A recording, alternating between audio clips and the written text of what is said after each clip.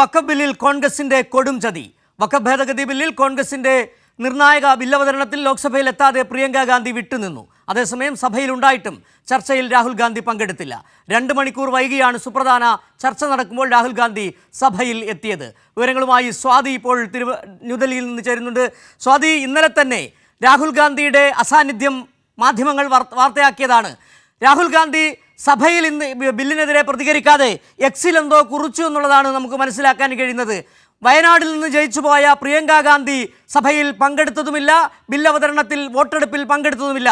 കൃത്യമായി തന്നെ നേരത്തെ തോമസ് ഐസക് പറഞ്ഞതുപോലെ തന്നെ ഉത്തരേന്ത്യയിൽ മൃദു ഹിന്ദുത്വവും അതോടൊപ്പം തന്നെ ദക്ഷിണേന്ത്യയിലേക്ക് വരുമ്പോൾ മതേതരത്വവും പറയുന്ന കോൺഗ്രസിൻ്റെ നിലപാട്, കോൺഗ്രസിൻ്റെ ദേശീയ നേതാക്കൾ തന്നെ രാഹുൽ ഗാന്ധിയും പ്രിയങ്ക ഗാന്ധിയും വിട്ടുനിൽക്കുമ്പോൾ വോട്ടെടുപ്പിൽ പങ്കെടുക്കാതെ നിൽക്കുമ്പോൾ എന്ത് സന്ദേശമാണ് നൽകുന്നത്? കോൺഗ്രസ് പാർട്ടി എന്ത് വിശദീകരണമാണ് നൽകുന്നതുമായി ബന്ധപ്പെട്ട്?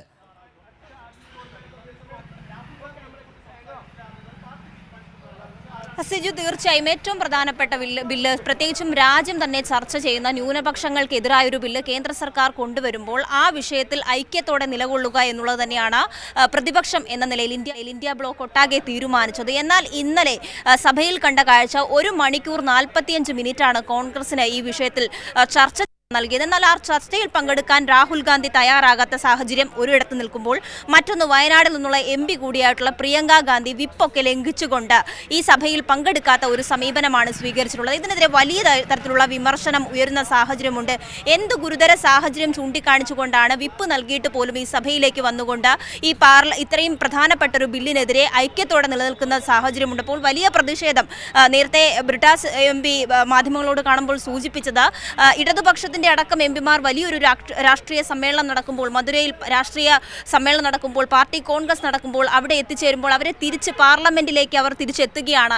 ഈ സഭയിൽ ബില്ല് അവതരിപ്പിക്കുന്നുണ്ട്, ബില്ലിൽ പങ്കാളിയാകണം, ചർച്ചയിൽ പങ്കെടുക്കണം എന്നൊരു കൃത്യമായൊരു രാഷ്ട്രീയ സന്ദേശം കൊടുത്തുകൊണ്ട് ഇടതുപക്ഷ MP-മാരടക്കം ഈ പാർലമെന്റിലേക്ക് എത്തുമ്പോൾ കോൺഗ്രസിന്റെ ഏറ്റവും പ്രധാനപ്പെട്ട വയനാട് നിന്നുള്ള MP എന്നുള്ള നിലയ്ക്ക് പ്രിയങ്ക ഗാന്ധി സഭയിൽ എത്താത്തത് വലിയ തരത്തിൽ പ്രതിഷേധത്തിന് കാരണമായിട്ടുണ്ട്. വിപ്പ് നൽകിയിട്ടും സഭയിൽ എന്തുകൊണ്ട് എത്തിയില്ല എന്നുള്ള ചോദ്യമാണ് ഇവിടെ ഉയരുന്നത്. ഇതിനെതിരെ വലിയ വിമർശനങ്ങൾ ഉയരുകയാണ്. പ്രത്യേകിച്ചും വഖഫ് ബിൽ എന്ന് പറയുന്നത് ന്യൂനപക്ഷങ്ങളെ ലക്ഷ്യം വെച്ചുകൊണ്ട് പ്രത്യേകിച്ചും കേന്ദ്ര സർക്കാർ ഈ വിഷയത്തിൽ എടുത്തിരിക്കുന്ന നിലപാട് പല ഘട്ടങ്ങളിലായി JPC കടക്കം വിട്ടപ്പോൾ പോലും കൃത്യമായൊരു ഈ ഭേദഗതികളോടൊക്കെ വലിയ നിർദ്ദേശങ്ങൾ മുന്നോട്ട് വെക്കുമ്പോൾ ആ നിർദ്ദേശങ്ങളെല്ലാം തള്ളിക്കൊണ്ട് ഇന്നലെ പ്രതിപക്ഷ MP-മാർ മുന്നോട്ട് വെച്ച ഭേദഗതി നിർദ്ദേശങ്ങളൊക്കെയും തള്ളിക്കൊണ്ടാണ് ഇന്നലെ ഈ ബില്ല് സഭയിൽ അവതരിപ്പിക്കുകയും പാസ്സാക്കിയെടുക്കുകയും ചെയ്തിട്ടുള്ളത്.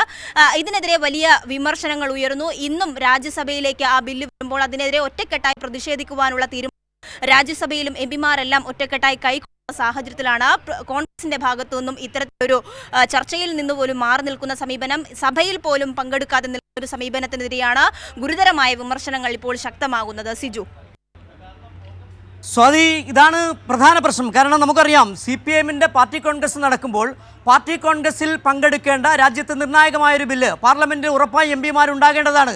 ആ ഉത്തരവാദിത്വത്തോടുകൂടി CPM നിലപാടെടുക്കുമ്പോൾ കോൺഗ്രസിൻ്റെ രാഹുൽ ഗാന്ധിയും പ്രിയങ്ക ഗാന്ധിയും പങ്കെടുക്കുന്നില്ല എന്ന് പറയുമ്പോൾ ആരോടാണ് ഈ താല്പര്യം? ഈ കോൺഗ്രസ് എന്ന് പറയുന്ന പാർട്ടിക്ക് എവിടെയാണ് ഇവർ സംഘപരിവാറിനെ എതിർക്കുന്നത്? എവിടെയാണ് ന്യൂനപക്ഷങ്ങളെ സംരക്ഷിക്കുന്നതെന്നുള്ള ചോദ്യം തന്നെയാണ് ഉയരുന്നത്. അതുതന്നെയാണ് ഒരുപക്ഷേ നേരത്തെ ജോൺ ബ്രിട്ടാസ് MP അടക്കം ചൂണ്ടിക്കാട്ടുകയും ചെയ്തത്.